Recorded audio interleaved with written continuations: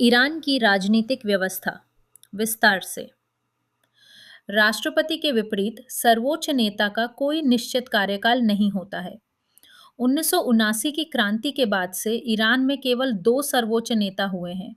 खुमैनी, जिनकी 1989 में मृत्यु हो गई थी, और अयातुल्ला अली खमेनी, जिनकी 28 फरवरी 2026 को एक संयुक्त अमेरिकी इजरायली हमले में हत्या कर दी गई थी। ईरान की अनूठी राजनीतिक व्यवस्था, जिसे इस तरह से तैयार किया गया है कि राज्य से जुड़े सभी महत्वपूर्ण मामलों में शिया धर्मगुरुओं के पास अंतिम अधिकार होता है, भले ही वहां नियमित अंतराल पर चुनाव होते हैं। 1979 की क्रांति की ही उपज है। यद्यपि इसे लोकप्रिय रूप से इस्लामी क्रांति कहा जाता है, लेकिन शाह विरोधी आंदोलन केवल इस्लामी नहीं था। यह सच है कि अयातुल्ला रूहोल्लाह खुमैनी, जिन्होंने इराक के नजफ में निर्वासन के दौरान शाह को सत्ता से बेदखल करने का आह्वान किया था, 1970 के दशक के जन आंदोलनों का प्रतीक बन गए थे। लेकिन राष्ट्रवादियों, उदारवादियों, वामपंथियों और ट्रेड यूनियनवादियों सहित विभिन्न राजनीतिक वर्गों के ईरानियों ने शाह की तानाशाही से मुक्ति पाने के लिए इस आंदोलन में सक्रिय रूप से भाग लिया था। शाह मोहम्मद रजा पहलवी, जिन्हें 1950 के दशक की शुरुआत में थोड़े समय के लिए देश छोड़कर भागना पड़ा था और जिन्हें सीआईए द्वारा लोकतांत्रिक रूप से निर्वाचित प्रधानमंत्री मोहम्मद मोसादेक के खिलाफ तख्ता पलट करने के बाद फिर से बहाल किया गया था, जमीनी राजनीतिक वास्तविकता से कमोबेश कटे हुए थे।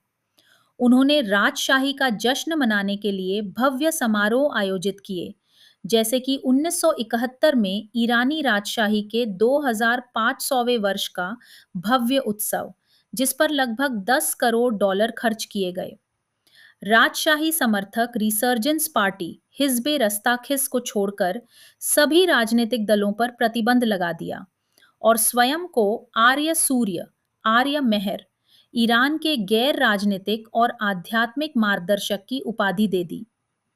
जब एक अलग थलग पड़ते शाह ने अपने हाथों में अधिक से अधिक शक्तियां केंद्रित करने की कोशिश की, तो उनकी गुप्त पुलिस सावाक ने देश में आतंक मचाया और राजनीतिक असंतुष्टों को हिरासत में लिया। ईरानी लोग राजनीतिक विद्रोह और अवज्ञा के लिए अनजाने नहीं हैं। 1896 में काजर, ईरान के चौथे शाह नासिर अल-दीन शाह की तेहरान की एक मस्जिद के भीतर हत्या कर दी गई थी। इस हत्या और उसके बाद के घटनाक्रम ने अंततः 1905 से 1911 की संवैधानिक क्रांति का मार्ग प्रशस्त किया, जिससे फारस में एक संसद की स्थापना हुई। रजा शाह पहलवी ने विद्रोह के इस इतिहास की अनदेखी की जब उन्होंने असंतुष्ट प्रदर्शनकारियों पर अपनी सेना छोड़ दी, जो अंततः उनके स्वयं के पतन का कारण बना। जब जनवरी 1979 में शाह देश छोड़कर भागे, तब खुमैनी पेरिस में थे। वे 1 फरवरी 1979 को तेहरान के मेहराबाद हवाई अड्डे पर उतरे, जो क्रांतिकारियों के नियंत्रण में था। उन्होंने मध्य तेहरान में एक बंद पड़े लड़कियों के स्कूल को रेवोल्यूशनरी काउंसिल के अस्थायी मुख्यालय में बदल दिया। खुमैनी द्वारा किए गए शुरुआती कामों में से एक अर्धसैनिक बल Islamic revolutionary guard corps IRGC का गठन था। लेकिन इस्लामवादी क्रांति के अन्य वर्गों की पूरी तरह से उपेक्षा नहीं कर सकते थे। इसलिए खुमैनी ने एक नई प्रणाली की शुरुआत की, जिसमें एक निर्वाचित राष्ट्रपति और संसद होगी, जबकि धर्मगुरुओं का नियंत्रण दृढ़ बना रहेगा। उन्होंने शरीयत पर आधारित एक इस्लामी क्रांतिकारी सरकार का वादा किया, एक ऐसा मॉडल जिसे उन्होंने विलायत फकीह, इस्लामी न्यायविद का संरक्षण कहा। धार्मिक नियंत्रण। ईरानी राज्य में निर्वाचित और गैर निर्वाचित दोनों शाखाएं हैं और गैर निर्वाचित शाखा पूर्ववर्ती की तुलना में अधिक शक्तिशाली है। राष्ट्रपति, संसद मजलिस और विशेषज्ञों की सभा असेंबली ऑफ एक्सपर्ट्स सीधे निर्वाचित होते हैं, जबकि सर्वोच्च नेता, गार्जियन काउंसिल और एक्सपीडियंसी काउंसिल धर्मगुरुओं द्वारा नियुक्त किए जाते हैं। राष्ट्रपति सरकार का प्रमुख होता है, जो देश के रोजमर्रा के मामलों को चलाने का प्रभारी होता है, लेकिन वह राष्ट्र का प्रमुख नहीं होता। सर्वोच्च नेता देश का सबसे शक्तिशाली व्यक्ति होता है और वह इस्लामी गणराज्य का राजनीतिक नेता और आध्यात्मिक मार्गदर्शक दोनों होता है। राष्ट्रपति का कार्यकाल 4 वर्ष का होता है और कोई भी राष्ट्रपति लगातार 2 कार्यकाल से अधिक पद पर नहीं रह सकता। चुनाव प्रक्रिया को स्वयं काफी हद तक निष्पक्ष माना जाता है।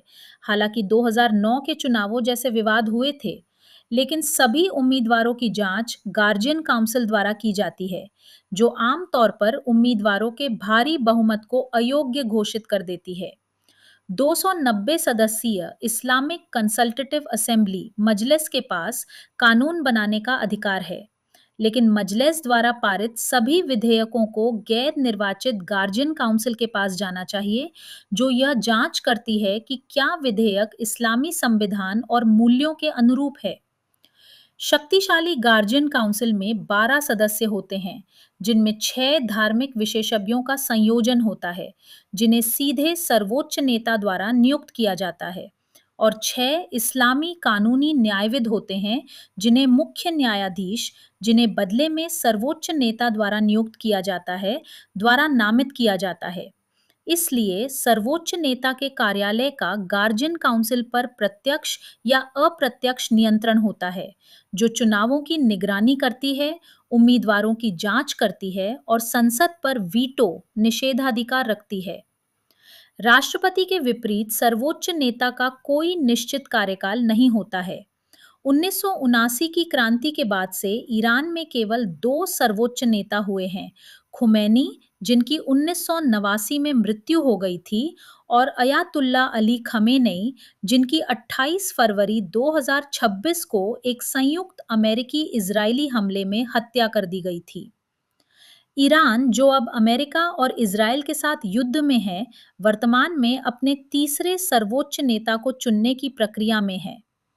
संविधान सर्वोच्च नेता को चुनने के लिए 88 सदस्यीय विशेषज्ञों की सभा, असेंबली ऑफ एक्सपर्ट्स, को अधिदेश देता है। यह सभा, जिसे सर्वोच्च नेता की निगरानी करने और उन्हें बर्खास्त करने का भी अधिकार है, सीधे चुनी जाती है, लेकिन उम्मीदवारों की गार्जियन काउंसिल द्वारा कड़ी जांच की जाती है, जिसके सदस्यों को सीधे या अप्रत्यक्ष रूप से सर्वोच्च नेता द्वारा चुना जाता है। यदि निर्वाचित मजलिस और गैर निर्वाचित गार्जियन काउंसिल के बीच कानूनी विवाद होता है, तो 45 सदस्यीय एक्सपीडियंसी काउंसिल, जो सर्वोच्च नेता को सलाह देती है, के पास अंतिम न्यायिक शक्तियां होंगी, और काउंसिल के सभी 45 सदस्य सर्वोच्च नेता द्वारा नियुक्त किए जाते हैं, जो सशस्त्र बलों का सर्वोच्च कमांडर, कमांडर इन चीफ भी होता है। संक्षेप में, इस्लामी संविधान यह सुनिश्चित करता है कि सर्वोच्च नेता और धार्मिक संस्था राज्य की सभी शाखाओं पर मजबूती से काबिज रहें। सिद्धांतवादी और सुधारवादी। ईरान का राजनीतिक वर्ग मोटे तौर पर 2 श्रेणियों में विभाजित है: सिद्धांतवादी, जिन्हें कट्टरपंथी के रूप में बेहतर जाना जाता है, और सुधारवादी।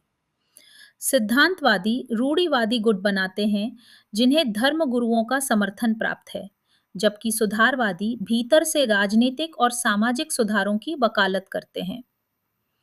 1997 में मोहम्मद खातमी का राष्ट्रपति के रूप में चुना जाना सुधारवादी राजनीति के लिए एक महत्वपूर्ण क्षण था, लेकिन एक प्रभावशाली और लोकप्रिय सुधारवादी होने के बावजूद श्री खातमी व्यवस्था में कोई बड़ा बदलाव लाने में विफल रहे। पूर्व राष्ट्रपति हसन रूहानी भी सुधारवादी थे, जबकि उनके उत्तराधिकारी इब्राहिम राइसी एक सिद्धांतवादी थे। वर्तमान राष्ट्रपति मसूद पेजेशकियन सुधारवादी खेमे से हैं। जब खुमैनी ने क्रांति के बाद अपना धार्मिक शासन स्थापित किया, तो कई लोगों को उम्मीद थी कि नई व्यवस्था जल्दी ही ढह जाएगी। इसके बजाय खुमैनी ने आंतरिक असंतोष को खत्म किया और धर्म गुरुओं की पकड़ को तब भी मजबूत किया, जब देश ने इराक के साथ 8 साल तक युद्ध लड़ा। 4 दशकों से अधिक समय के बाद अयातुल्ला द्वारा बनाई गई इस व्यवस्था को अब तक की सबसे गंभीर चुनौतियों का सामना करना पड़ रहा है। जून 2025 में इज़राइल और अमेरिका द्वारा ईरान पर बमबारी की गई थी, जबकि पश्चिम एशिया में उसके द्वारा बनाए गए गठबंधन नेटवर्क को इजरायली हमलों ने कमजोर कर दिया है। जनवरी 2026 में बिगड़ती आर्थिक स्थिति के बीच ईरान में बड़े पैमाने पर विरोध प्रदर्शन और दंगे हुए, और अब इज़राइल और अमेरिका द्वारा ईरान पर बमबारी करने और खुले तौर पर शासन परिवर्तन का आह्वान करने के साथ इस्लामी गणराज्य कई मोर्चों पर करो या मरो की लड़ाई लड़ रहा है।